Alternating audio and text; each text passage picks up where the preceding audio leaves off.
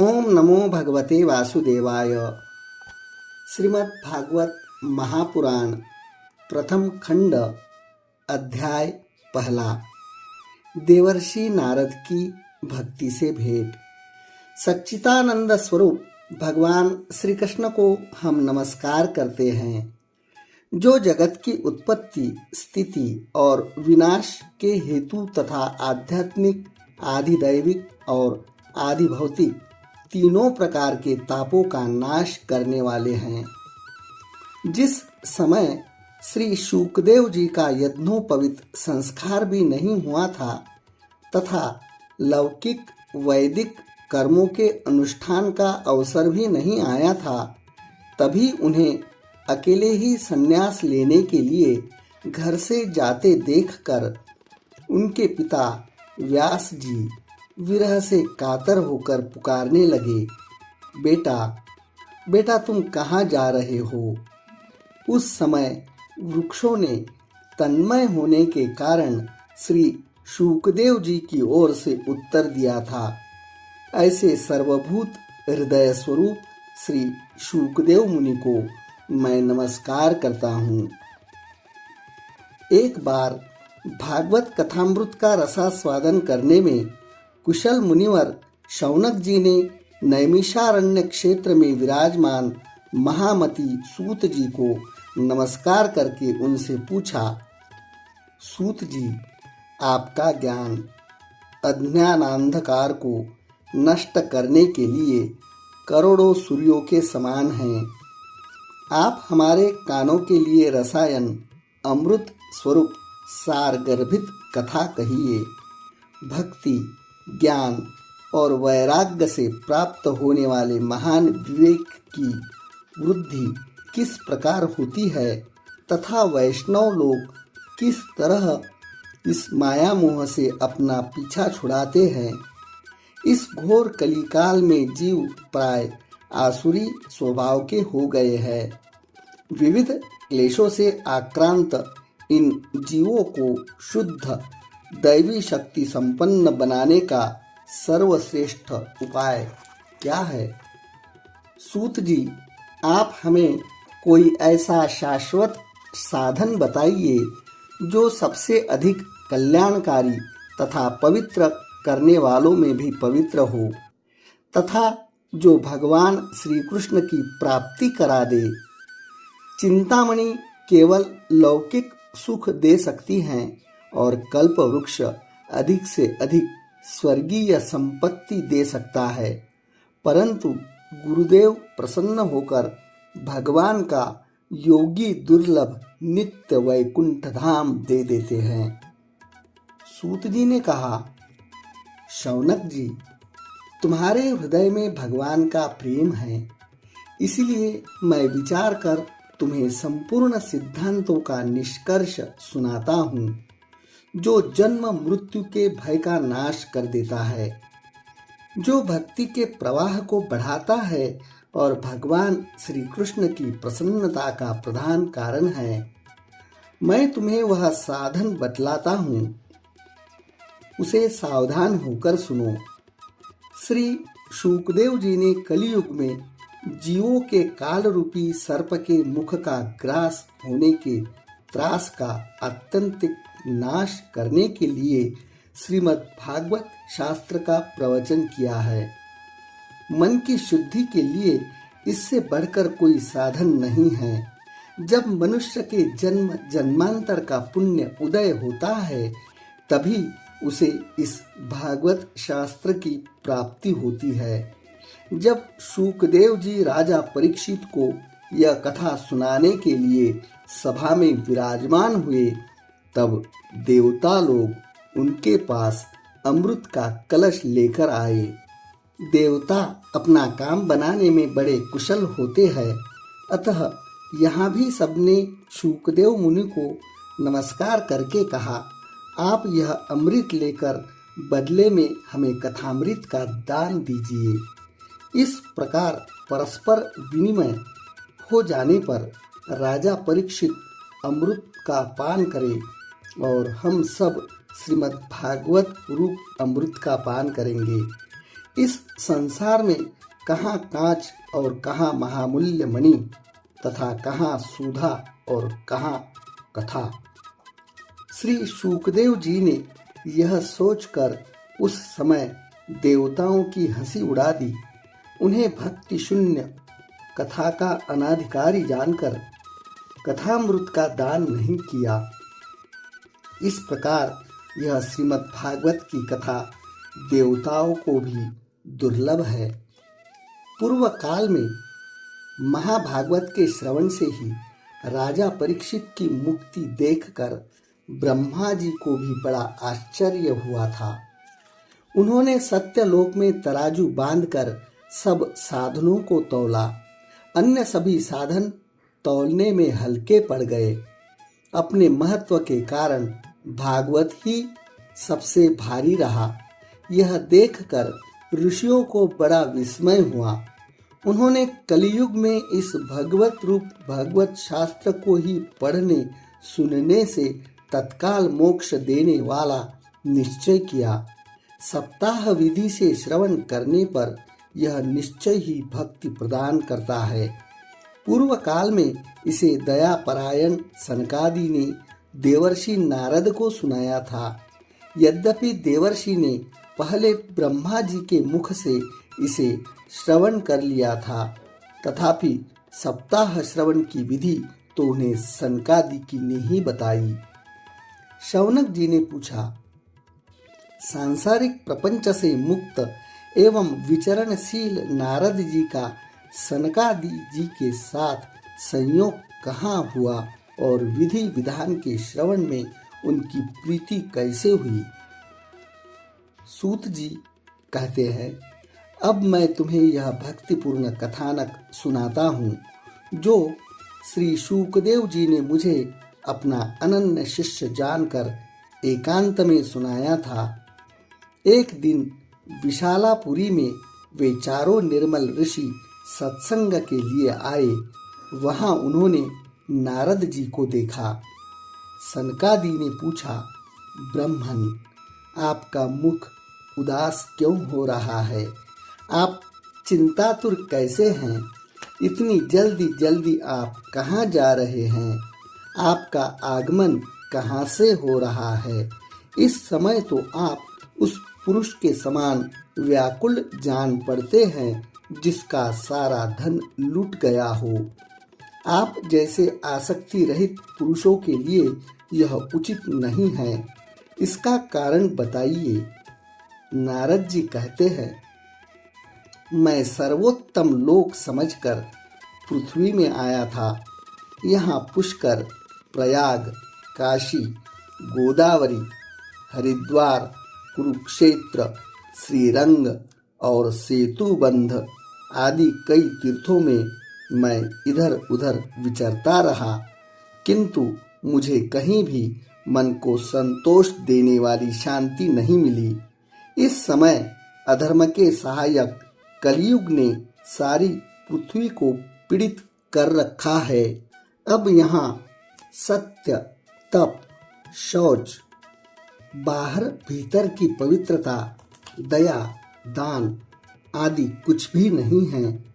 बेचारे जीव केवल अपना पेट पालने में लगे हुए हैं।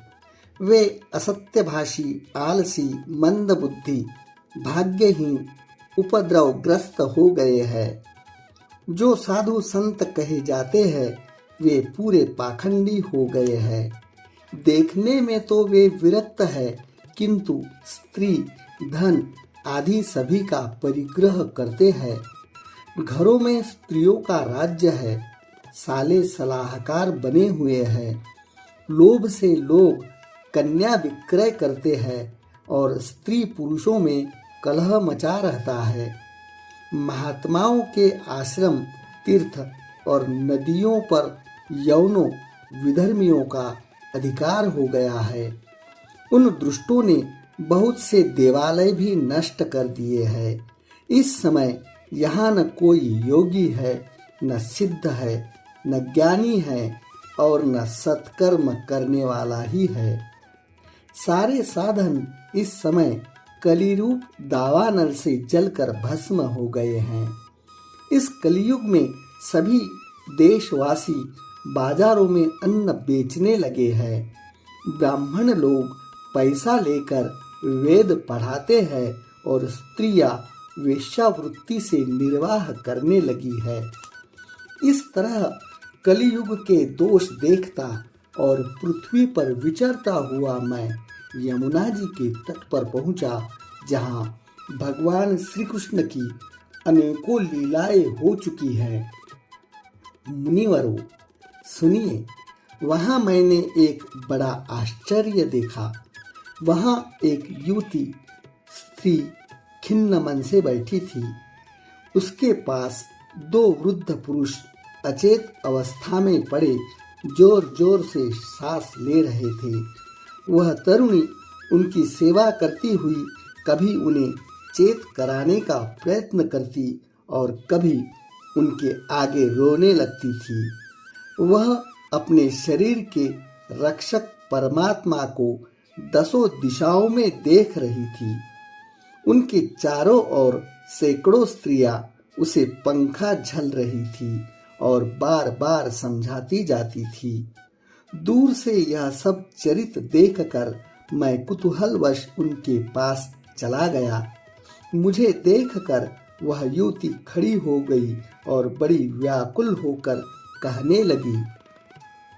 युवती ने कहा, अजी महात्मा जी, क्षण भर ठहर जाइए और मेरी चिंता को भी नष्ट कर दीजिए। आपका दर्शन तो संसार के सभी प्राणों को सर्वथा नष्ट कर देने वाला है।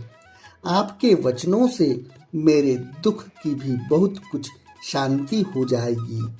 मनुष्य का जब बड़ा भाग्य होता है तभी आपके दर्शन हुआ करते हैं। नारद जी कहते हैं, तब मैंने उस स्त्री से पूछा, देवी तुम कौन हो? ये दोनों पुरुष तुम्हारे क्या होते हैं और तुम्हारे पास ये कमल नयनी देवियाँ कौन हैं? तुम हमें विस्तार से अपने दुख का कारण बताओ। युवती ने कहा, मेरा नाम भक्ति है। ये ज्ञान और वैराग्य नामक मेरे दो पुत्र हैं। समय के फेर से ही ये ऐसे जर्जर हो गए हैं। ये देवियाँ गंगा जी आदि नदियाँ हैं। ये सब मेरी सेवा करने के लिए ही आई है। इस साक्षात देवियों के द्वारा सेवित होने पर भी मुझे सुख शांति नहीं है। तपोधन, अब ध्यान देकर मेरा वृत्तांत सुनिए।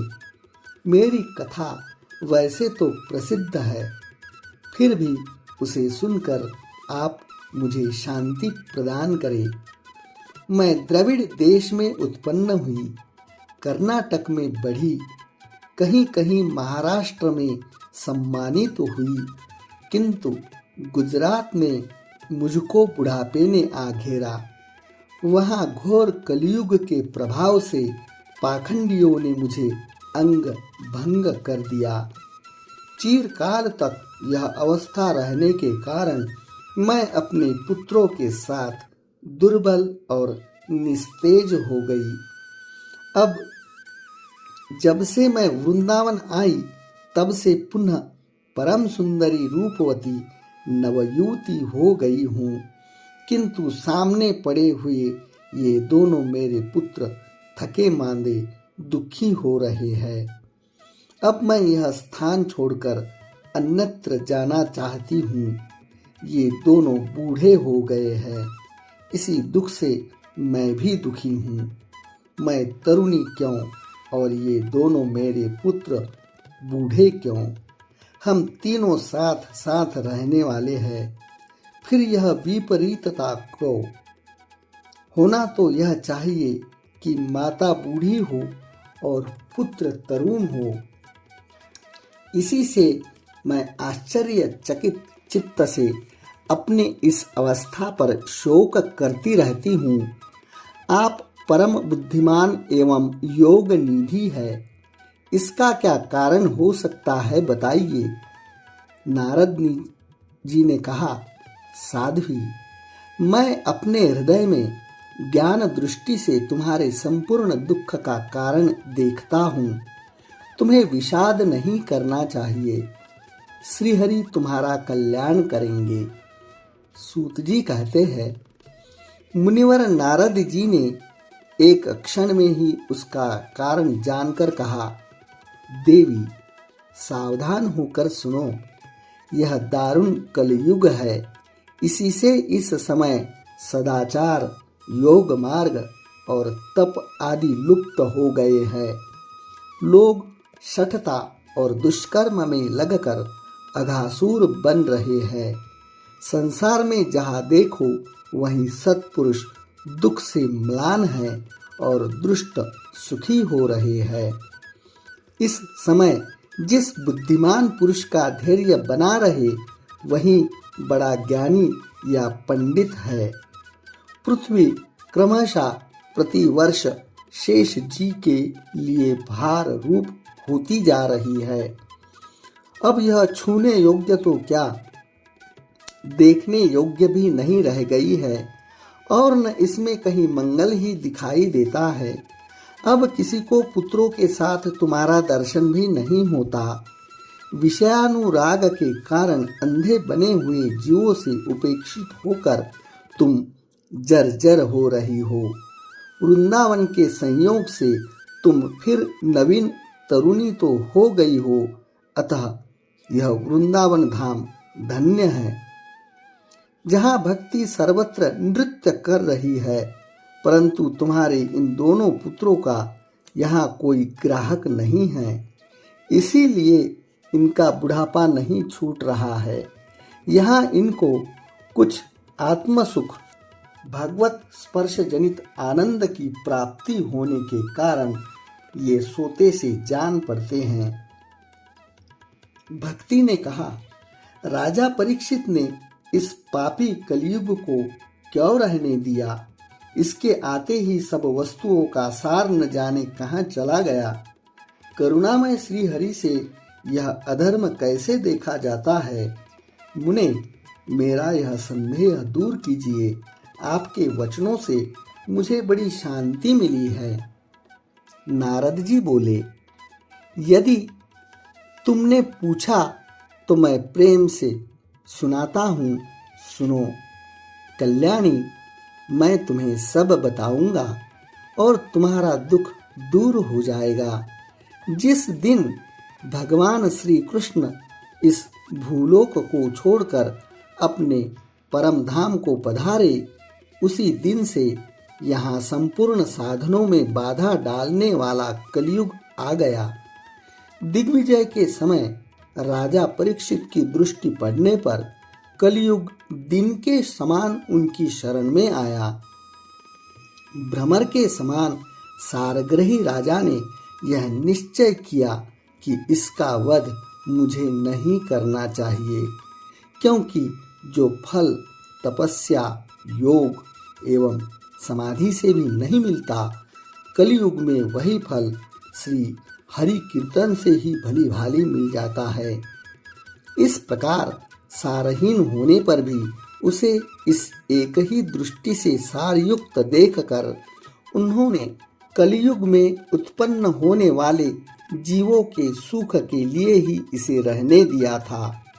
इस समय लोगों के कुकर्म में प्रवृत्त होने के कारण सभी वस्तुओं का सार निकल गया है और पृथ्वी के सारे पदार्थ बीजहीन भूसी के समान हो गए हैं।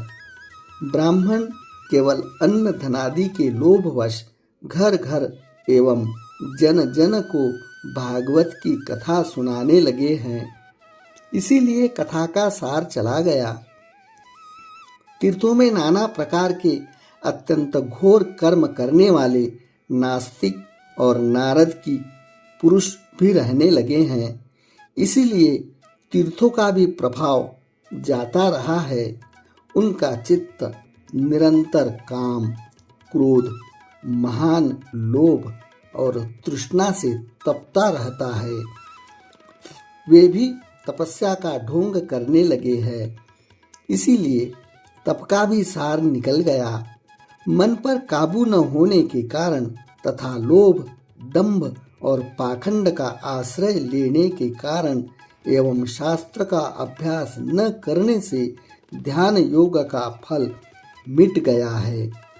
पंडितों की यह दशा है कि वे अपनी स्त्रियों के साथ पशु की तरह रमण करते हैं। उनमें संतान पैदा करने की ही कुशलता पाई जाती है। मुक्ति साधन में वे सर्वथा अकुशल है। संप्रदायानुसार प्राप्त हुई वैष्णवता भी कहीं देखने में नहीं आती। इस प्रकार जगह जगह सभी वस्तुओं का सार लुप्त हो गया है। यह तो इस युग का स्वभाव ही है, इसमें किसी का दोष नहीं। इसी से पुंडरीकाक्ष भगवान बहुत समीप रहते हुए भी यह सब सह रहे हैं। शौनक जी इस प्रकार देवर्षि नारद के वचन सुनकर भक्ति को बड़ा आश्चर्य हुआ। फिर उसने जो कहा उसे सुनिए। भक्ति ने कहा, देवर्षि आप धन्य हैं। मेरा बड़ा सौभाग्य था जो आपका समागम हुआ।